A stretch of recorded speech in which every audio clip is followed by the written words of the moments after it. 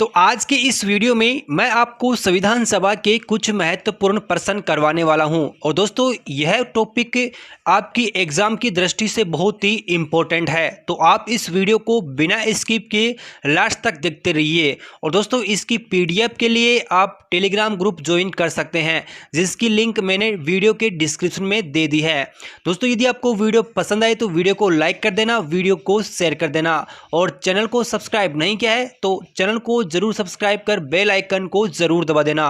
तो शुरुआत करते हैं। आज का पहला क्वेश्चन है, 1922 ईस्वी में निम्नलिखित में से किसके द्वारा यह उद्गार व्यक्त किया गया कि भारतीय संविधान भारतीयों की इच्छा अनुसार होगा? तो इसका उत्तर होगा महात्मा गांधी। महात्मा गांधी के द्वारा 1922 ईस्वी में यह उद्गार व्यक्त किया गया था कि भारतीय संविधान भारतीयों की इच्छा के अनुसार होगा।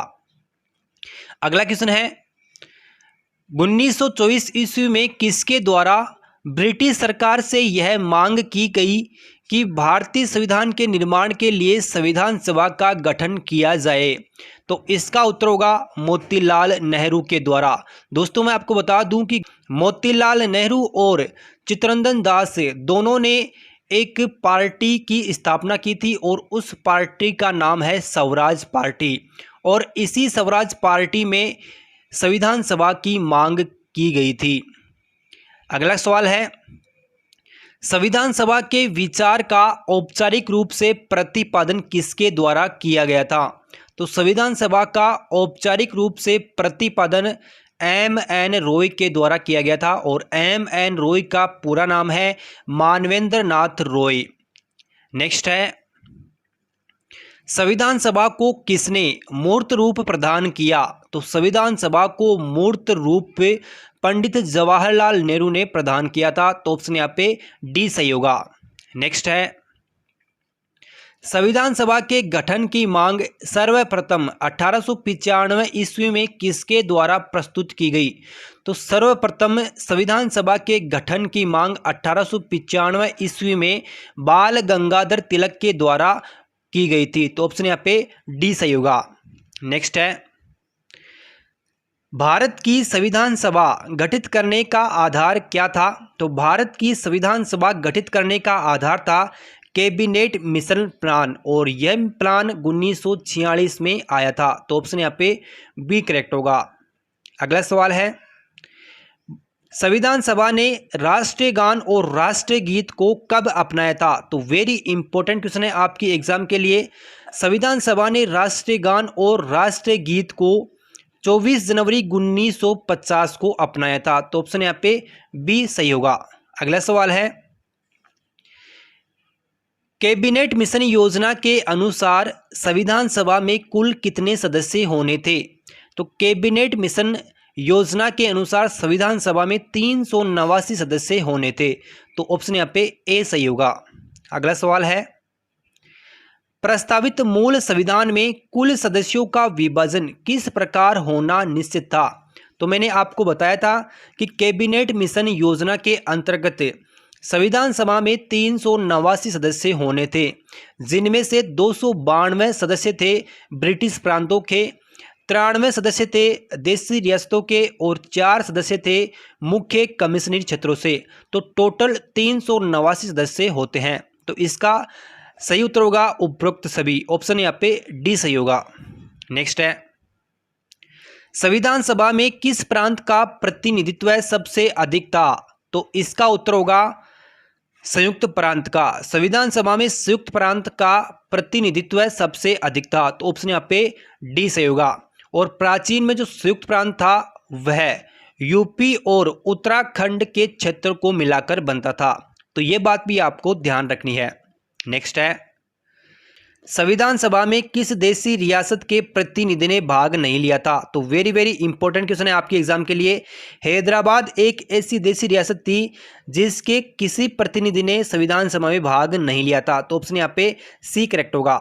दोस्तों यदि आपको वीडियो पसंद आ रहा है तो वीडियो को लाइक कर दे, वीडियो को शेयर कर दे और चैनल को सब्सक्राइब कर बेल आइकन को जरूर दबा दे। अगला सवाल है, B.R. अम्बेडकर का संविधान सभा में निर्वाचन हुआ था? तो भीमराव अम्बेडकर का संविधान सभा में निर्वाचन पश्चिमी बंगाल से हुआ था। तो ऑप्शन यहाँ पे ए सही होगा। और मैं आपको एक बात और बता दूं कि जब देश का बंटवारा हुआ था उस समय भीमराव अंबेडकर का संविधान सभा में निर्वाचन मुंबई प्रेसिडेंसी से हुआ था। तो ये बात भी आपको ध्यान रखनी है। नेक्स्ट है, संविधान सभा का चुनाव निम्न में से किस आधार पर हुआ? तो संविधान सभा का चुनाव वर्गीय मताधिकार के आधार पर हुआ था। तो ऑप्शन यहाँ पे डी सही होगा। नेक्स्ट है, भारतीय संविधान को किसने बनाया था? तो भारतीय संविधान को संविधान सभा ने बनाया था। तो ऑप्शन यहाँ पे ए सही होगा। अगला सवाल है, संविधान सभा के लिए चुनाव कब संपन्न हुए थे? तो संविधान सभा के लिए चुनाव 1946 में संपन्न हुए थे। तो ऑप्शन यहाँ पे बी सही होगा।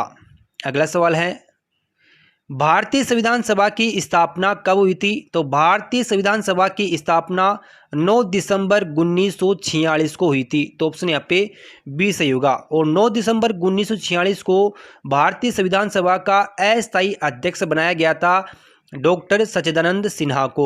और इसके 2 दिन बाद में यानी कि 11 दिसंबर 1946 को संविधान सभा का स्थायी अध्यक्ष डॉक्टर राजेंद्र प्रसाद को बनाया गया था। तो ये बात आपको इस क्वेश्चन से ध्यान रखनी है। अगला सवाल है, संविधान सभा का प्रथम अधिवेशन कहाँ हुआ था? तो संविधान सभा का प्रथम अधिवेशन दिल्ली में हुआ था। तो ऑप्शन यहाँ पे डी सही होगा।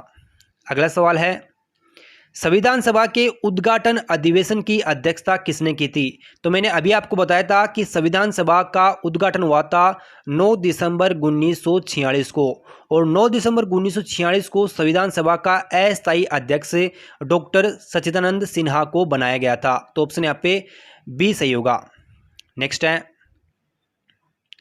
संविधान सभा का पहला सत्र कब शुरू हुआ था? तो संविधान सभा का पहला सत्र 9 दिसंबर 1946 को शुरू हुआ था। तो ऑप्शन यहाँ पे बी सही होगा। नेक्स्ट है, संविधान सभा के स्थायी अध्यक्ष कौन थे? तो संविधान सभा के स्थायी अध्यक्ष 11 दिसंबर 1946 को बनाया गया था।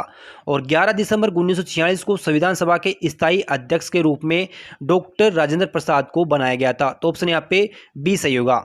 नेक्स्ट है, संविधान सभा के संवैधानिक सलाहकार कौन थे?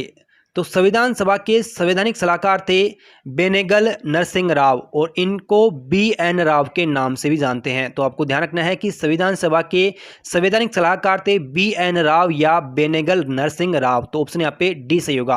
अगला सवाल है, संविधान के विभिन्न पहलुओं के अध्ययन हेतु संविधान सभा ने कितनी समितियां नियुक्त की थी? तो इसका उत्तर होगा 16 समितियां। ऑप्शन यहाँ पे डी सही होगा। नेक्स्ट है, भारतीय संविधान सभा की प्रारूप समिति के अध्यक्ष कौन थे? तो प्रारूप समिति के अध्यक्ष थे BR अंबेडकर यानी कि भीमराव अंबेडकर प्रारूप समिति के अध्यक्ष थे। तो ऑप्शन यहाँ पे सी सही होगा। नेक्स्ट है, संविधान सभा के प्रारूप समिति में सदस्यों की संख्या कितनी थी? तो संविधान सभा के प्रारूप समिति में सदस्यों की संख्या 7 थी। तो ऑप्शन यहाँ पे बी सही होगा। और वो 7 सदस्य कौन कौन हैं? तो उनके नाम आपको ध्यान रखने हैं। पहले हैं डॉक्टर भीमराव अंबेडकर, दूसरे हैं एन गोपालास्वामी अयंगर, तीसरे हैं कृष्णा स्वामी अय्यर, चौथे हैं कन्हैयालाल मुंशी या KM मुंशी, पांचवें हैं मोहम्मद सादुल्ला, छठे हैं DP खेतान और सातवें हैं एन माधव राव। ये 7 सदस्य प्रारूप समिति के सदस्य थे। नेक्स्ट है, निम्नलिखित में से कौन भारतीय संविधान की प्रारूप समिति के सदस्य नहीं थे? तो मैंने अभी आपको बताया था कि प्रारूप समिति के 7 सदस्य थे और उसकी अध्यक्षता की थी BR अंबेडकर ने। और इनमें से जो गोपालास्वामी अयंगर हैं, अल्लादी कृष्ण स्वामी हैं, BR अंबेडकर हैं, ये तीनों भारतीय संविधान की प्रारूप समिति के सदस्य थे।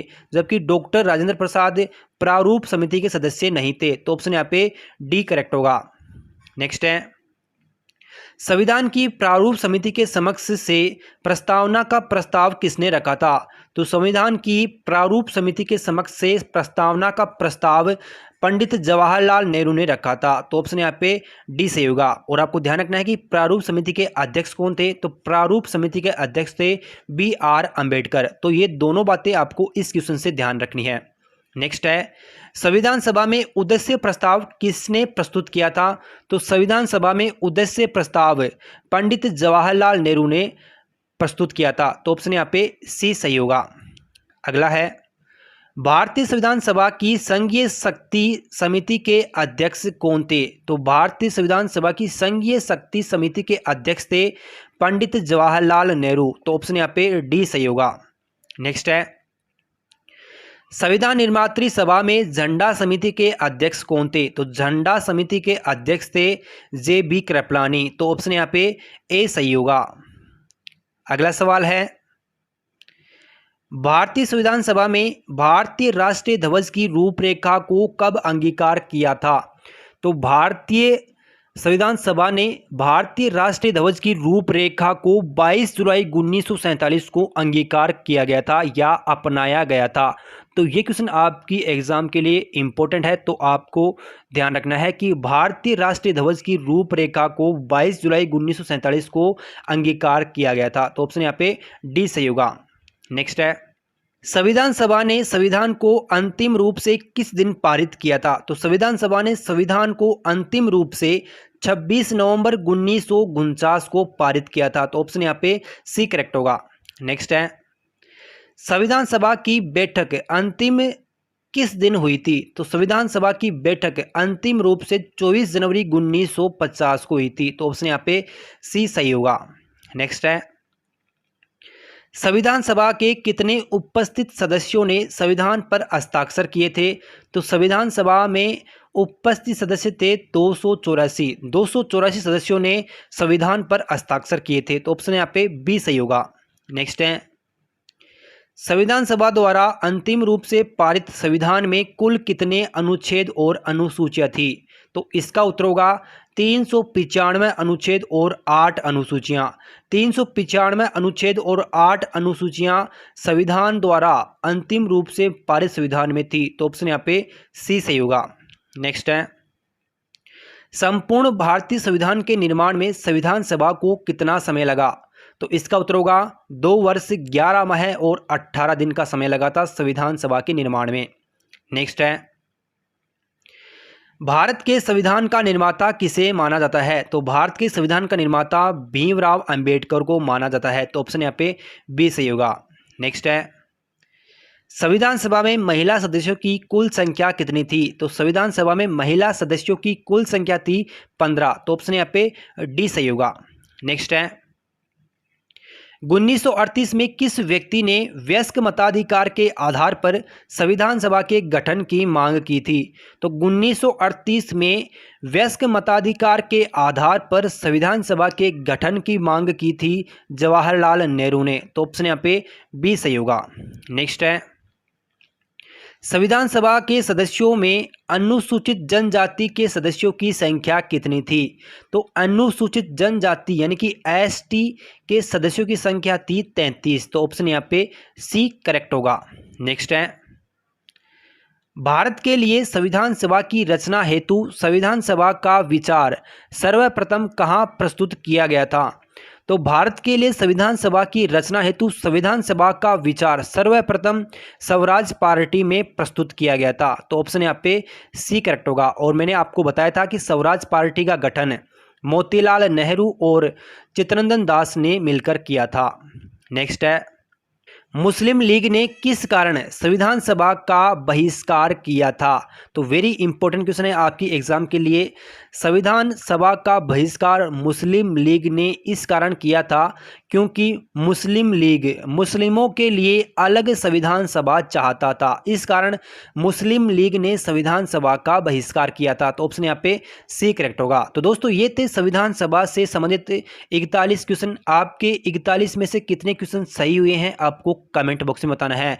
और दोस्तों आज का वीडियो आपको कैसा लगा यह भी आपको कमेंट बॉक्स में बताना है।